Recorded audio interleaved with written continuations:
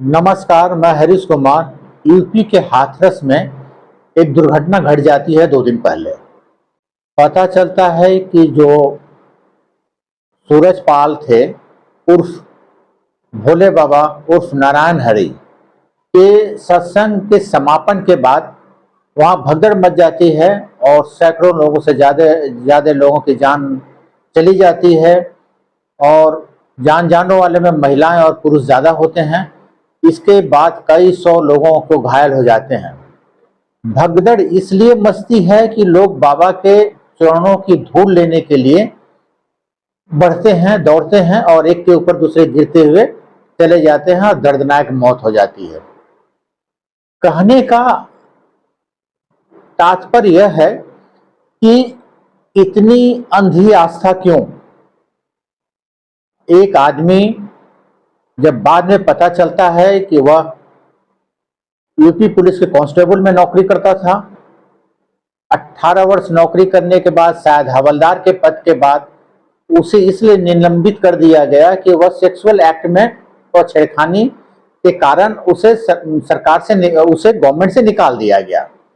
अब सरकारी नौकरी चले जाने के बाद वह घर आता है बंदा और लोगों को इधर उधर की बातें करके अपने को सो कॉल्ड गुरु कहता है। आप धर्म मानिए, लेकिन ऐसी आस्था में न पड़े कि जिससे आपको खुद का जान गंवानी पड़े, आपके बच्चे, आपके परिवार के लोगों की भी जान गंवानी पड़े। पहले यह तो पता करें कि वो आदमी है कौन। यदि यहाँ पर एक बात कहूँ, यदि अपने पत्रकार यदि मरने के बाद, यदि घटनाएं घटने के बाद उस बाबा के बारे में बताते हैं कि वह बाबा ऐसा था, वैसा था, वह सेक्सुअल कंडक्ट के कारण नौकरी चली गई और वह गलत गलत कई केसों में फंसा हुआ है, यही घटना, यही इंफॉर्मेशन यदि वह पहले पत्रकार बताएं तो समाज का भला हो। लेकिन पत्रकार करे भी क्या? यदि वह पहले बताएंगे तो हमारे धर्म गुरु जो हैं वो नाराज हो जाएंगे, हमारी सरकार उस पर अलग अलग धाराएं लगा देंगे, अच्छे पत्रकारों को जेल भी जाना पड़ेगा। अब पत्रकार को उपाय कुछ रहता नहीं, वह समझ बूझ के भी नहीं बता पाते। लेकिन लोग लोग तो समझदार हैं, या जो समझदार हैं वह समाज में सचेतना सचेतना तो फैलाएं, लोगों को जागरूक तो करें। पढ़ाई करना जरूरी है। आपको सफल बनना है तो आपको ज्ञान होना जरूरी है, आपको परीक्षाएं देनी जरूरी है, आपको नौकरी पाना जरूरी है, आप अलग अलग काम करना जरूरी है, बीमार है तो डॉक्टरों के पास जाना जरूरी है, न कि सत्संग में जाके आप भला हो जाएगा। हाँ, अच्छी चीजें, सब कुछ गुरु अच्छी चीजें बताते हैं जिससे मानसिक शांति मिलती है, इसे नकारा नहीं जा सकता।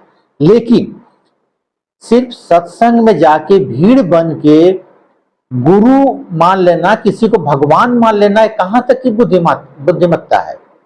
आप किस जगत में रह रहे हैं? आप सचेत बनिए ना। सोचिए, जो आदमी को पहले किसी के बारे में जानते हैं तो पहले पता कीजिए वो आदमी था क्या, वो कैसे क्या बन गया, वो कैसे गुरु बन गया। कभी नहीं, बस एक दूसरे की बातें सुनकर हम दौड़ते चले जाते हैं, अंधे दौड़ में हम भी भगवान के मोक्ष पाने के लिए चले जाते हैं। इतना बड़ा कांड, इसका जिम्मेवार कौन है? प्रशासन, सूरजपाल जो उर्फ बाबा अपने को कहते हैं, या अंधी आस्था?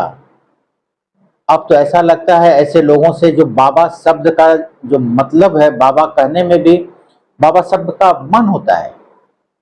बाबा इन्हें कैसे कहा जाए? ऐसे बाबाओं से, जो असली बाबा हैं, असली धर्म गुरु हैं, उन पे लोग शक करना शुरू कर देते हैं। ऐसे लोगों के कारण लोगों में आस्था खत्म होती है। ऐसे बाबाओं के कारण समाज बिगड़ता है और लोग एक दूसरे पर विश्वास करना बंद कर देते हैं। धर्म में आस्था रखिए, कर्म कीजिए, ऐसे ठग बाबाओं से दूर रहिए, अपने को सफल बनाइए।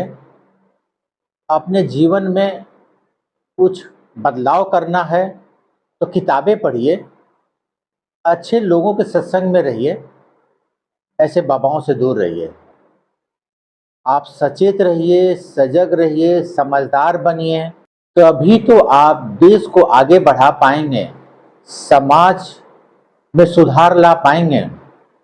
आप यदि खुद ऐसे गलत कामों में लिप्त हो जाएंगे तो आपके बच्चों का क्या होगा। मेरा आपसे अनुरोध है कि ऐसे बाबाओं से दूर रहिए, अपना काम कीजिए, आपका जीवन जरूर सफल होगा। नमस्कार।